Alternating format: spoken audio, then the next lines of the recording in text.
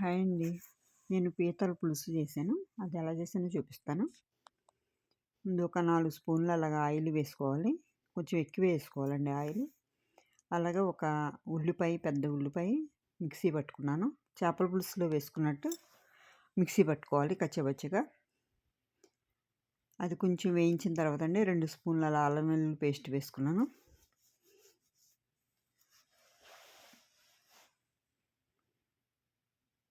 మనం తీసుకున్న పీతలను బట్టి వేసుకోవాలండి అల్లం వెల్లుల్లి పేస్ట్.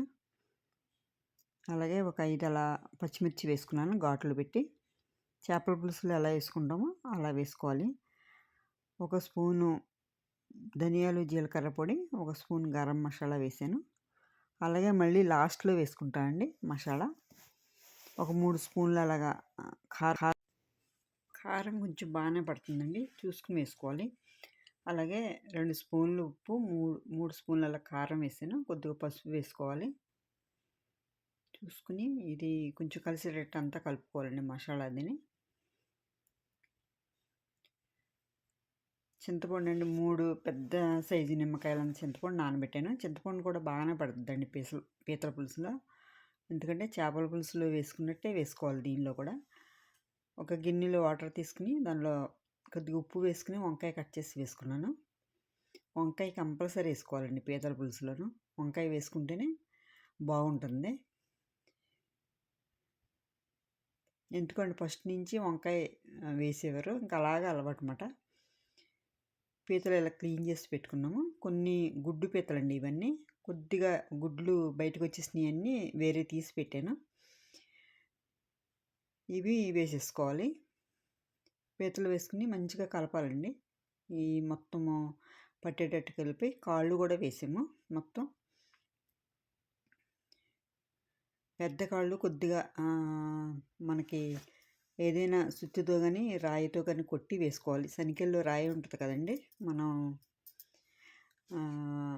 అల్లం వెల్లి అది దంచే రాయి పట్టుకుని పెద్ద పెద్ద కాళ్ళు కొంచెం ఇలా కొట్టి వేసుకోవాలండి. అప్పుడు మనకి పులుసు అది బాగా వెళ్తుందన్నమాట. తినేటప్పుడు కూడా ఈజీగా తినొచ్చు కాళ్ళు.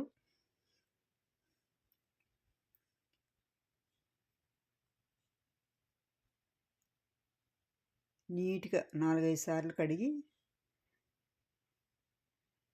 పెట్టుకున్న పీతనే 2 ముక్కల కింద చేసి వేసామండి. టేస్ట్ అయితే ఇలా చేసుకుంటే చాలా బాగుంటుంది. ఇప్పుడు వంకాయ కూడా వేసేసుకోవాలి. ఒక వంకాయ వేసుకుంటే సరిపోతుందండి. ఇవి 8 పీతలు అలా ఉన్నాయి.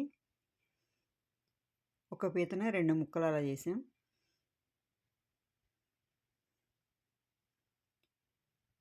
వీటికి పెద్ద సైజు 3 నిమ్మకాయ సైజు అంత చింతపండు పడుతుందండి. చింతపండు పులుసు బాగానే వేసుకోవాలి. ఎందుకంటే మనం పులుసు వేస్తే అది ముక్కలు పీల్చేస్తాయి అన్నమాట. అని పులుసు కూడా కొంచెం వేసుకోవాలి బాగానే.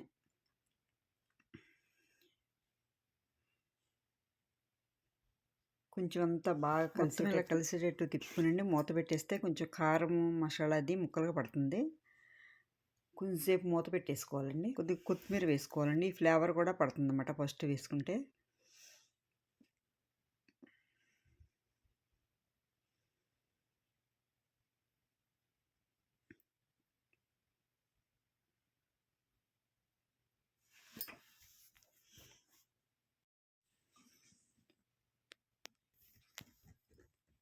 రెమ్మల కరివేపాకు కూడా వేసుకోవాలండి. మూత పెట్టేస్తే కొంచెం నీరు వస్తుంది.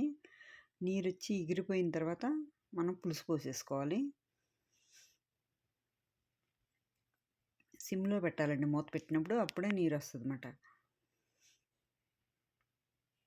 నీరు ఇంకిపోయిన తర్వాత మనం పులుసు వేసేసుకోవాలి.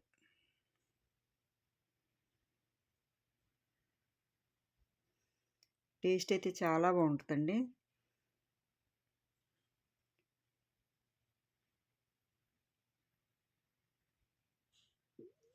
చింతపండు ఇలా నేను గుజ్జు తీసి పెట్టుకున్నాను, అది వేసేసుకోవాలి.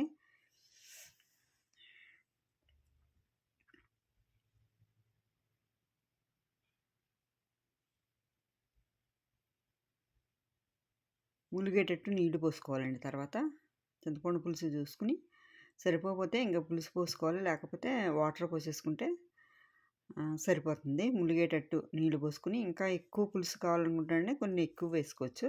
నేను కొంచెం గుత్తంగా వేసుకున్నాను. గుత్తంగా అయ్యేటట్టు చేశాననమాట.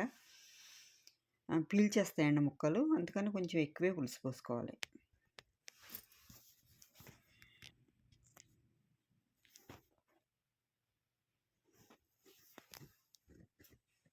కొంచెం నీళ్ళు కూడా పోసానండి ముక్కలు ములిగేటట్టు.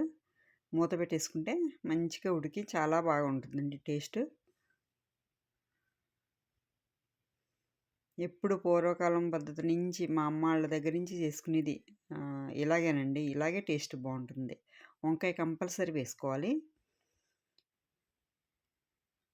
నేనైతే కొంచెం గుత్తంగా దించేసాను. ఇంకా కొంచెం పులుసు కావాలనుకుంటే ఎక్కువ చింతపండు పులుసు అయినా కొంచెం పోసుకోవచ్చండి. లేకపోతే కొంచెం వాటర్ అనే యాడ్ చేసుకోవచ్చు. ముక్కలైతే ఇలాగ జ్యూస్ కింద పీల్చేస్తాయన్నమాట.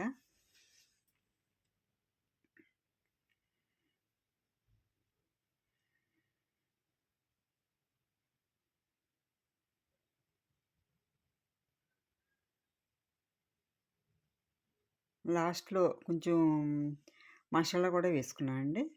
ఓ స్పూన్ అలా వేసుకోవాలి. మనం తినేదాన్ని బట్టి మసాలా ఒక స్పూను, ధనియాలు, జీలకర్ర పొడి ఒక స్పూను వేసుకున్నాను.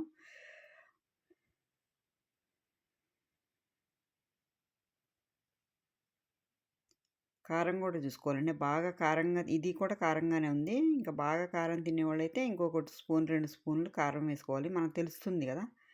ఉప్పు చేసేటప్పుడు కూడా తెలుస్తుంది కదండీ! గుడ్లు తీసి పెట్టానండి పక్కకి. వచ్చిన గుడ్లు.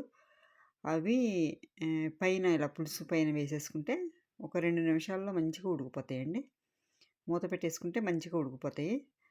మొత్తము ఫస్టే ఏసేస్తే అండి కూరంతా ఇలా గుడ్లు గుడ్లు కింద ఉంటది. ఇదైతే మంచిగా ఒక చోటే ఉడికిపోయి ఉంటాయి.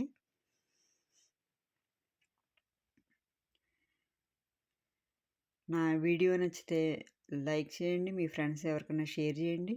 మీరు కూడా ఇలా ఒకసారి చేసుకొని చూడండి. గుడ్లు మంచిగా ఉడికిపోయి ఉంటాయండి ఒకే చోట. మనం తీసుకొని వేసుకోవచ్చు. మీకు ఇంకా పులుసు కింద కావాలంటే పులుసు కింద పెట్టుకోవచ్చండి. నేనైతే గుత్తంగానే పెట్టాను. ఇంట్లో ఎక్కువ మంది తినేవాళ్ళు ఉంటే ఇష్టంగా పులుసు కావాలంటే ఇంకా కొద్దిగా వేసుకోవచ్చు. ఉప్పు సరిపోలేదండి. కొంచెం ఉప్పు వేసాను.